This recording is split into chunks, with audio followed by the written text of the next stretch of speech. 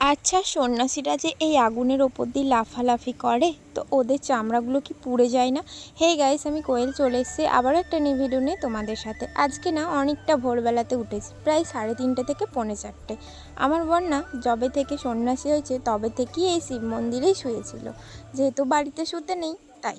তো ও শিব মন্দির থেকে ওঠার পরই আমাকে ডাকতে গেছিলো 3:30 থেকে 3:45 সময়, যে এখানে এসে আগুন খেলা হবে, তো সেটা দেখার জন্যে আমি ওর সাথে চলে আসি। আর এসে দেখি আগুন খেলা শুরু হয়ে গেছে। এই আগুন খেলা নাকি ভোরবেলাতে হয়। তোমরা যারা যারা গাজন দেখেছো এর আগে, তারা আমাকে কমেন্টে জানিয়ে যে গাজনের আগুন খেলা ভোরবেলাতে হয় নাকি। আমি আর আমার ননদ তো চলে এসেছিলাম। আমার ননদ এই কদিন আমার কাছেই শুয়েছিল, তাই আমিও উঠে এসেছি, তার সাথে আমার ননদও এসছে, তার সাথে আমার শাশুড়ি মাও চলে এসছে। আমি তো আগুন খেলা দেখছি আর ভাবছি যে সন্ন্যাসীগুলোর গায়ে কি ফোসকা পড়বে না, এত আগুনের ওপর দিয়ে যে হাঁটবে, মানে ছুটবে, লাফালাফি করবে, তো ওর কি মানে গায়ে আগুনে ধরে যাবে না। তারপরে ভাবলাম যে বাবার নামে ওরা সন্ন্যাসী হয়েছে, সেই বাবা ওদেরকে কিভাবে কষ্ট দিতে পারে, তাই বাবার নাম করেই ওরা প্রত্যেকটা মানুষ আগুনের ওপরে খেলা করছে। এটাকে নাকি আগুন খেলা বলে। আর এই যে আমার বর দেখো, ছুটে দৌড়াতে গিয়েও আবার পেছিয়ে চলে গেল।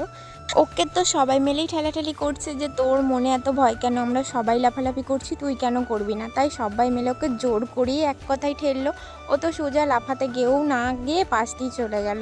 এখানে তো আগুন খেলা পুরো শেষ হয়ে গেছে। এখন আগুনের যে ছাইটা হয়েছে ওটাকে নাকি ছড়াচ্ছে, তারপর ওরা গড়াগড়ি দেবে। ওরা গড়াগড়ি দিয়েছিল আর সেই সময়টা আমি ছিলাম না, বা অন্ধকার ছিল, ভিডিও করতে পারিনি।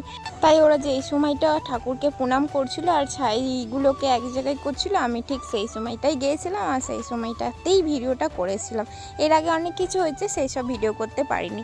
তো আগুন খেলা দেখতে দেখতে আমাদের সকাল হয়ে গেছে। দেখো, আমি তোমাদেরকে দেখিয়েছিলাম পুরো সন্ধে অন্ধকার থেকে, আর এখন পুরো সকাল হয়ে গেছে। এখন তো ওরা ছাই মেখে স্নান করতে যাবে আর পুকুরেই স্নান করতে যাবে।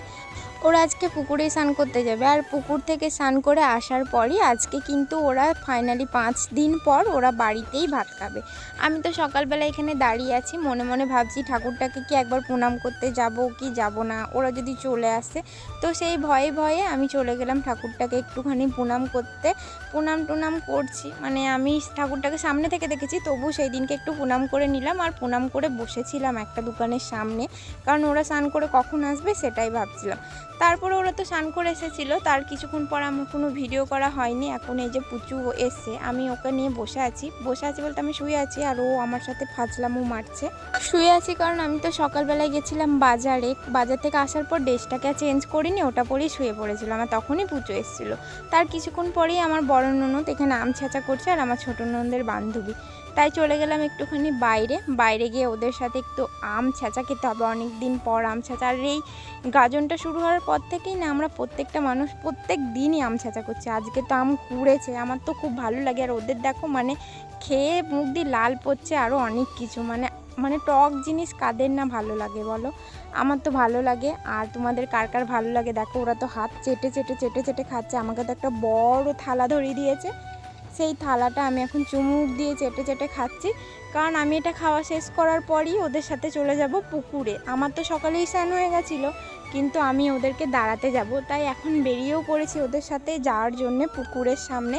আমি দাঁড়াবো, ওরা স্নান করবে, আমার ছোটো ননদ, বড় ননদ আর ছোটো ননদের বান্ধবী। এখন তো চলে এসেছি পুকুরের সামনে এসে আমি ভাবছি একটা ভিডিও করে নিই। আর এই পুকুরটাতেই নাকি এই 5 দিন ধরে সন্ন্যাসীরা স্নান করেছে, তাই আজকে ওরাও এসছে, কিন্তু সন্ন্যাসীরাও আসবে কিছুক্ষণ পরে। আমি আমার বরকে বলেছিলাম তুমি যদি আসো তাহলে আমি আবারও আরেকবার পুকুরে স্নান করব, কিন্তু ও না আসেনি। আমি দাঁড়িয়ে থাকতে থাকতে আমি পুরো ক্লান্ত হয়ে যাচ্ছি, কারণ ও তো আসেনি, আমি তো স্নান করতে নামতে পারবো না। ইচ্ছা করছিল তাও নামতে পারিনি। ফাইনালি ওদের সবার স্নান হয়ে গেছে, এখন তো যাচ্ছি বাড়ির দিকে, আর বাড়ির দিকে গিয়ে খেয়ে দিয়ে একটু শুয়েও পড়েছি। দেখা হবে আবার নিউ ভিডিওর সাথে, কারণ বিকালে চড়কে যেতে হবে, তাই চড়কের ভিডিওটা নেক্সট পার্টে দিচ্ছি। এই ভিডিওটাকে এখানে স্টপ করছি। ভালো লাগলে লাইক কমেন্ট শেয়ার করো। দেখা হচ্ছে নিউ ভিডিওর সাথে, ততদিন ভালো থেকো, সুস্থ থেকো, টাটা।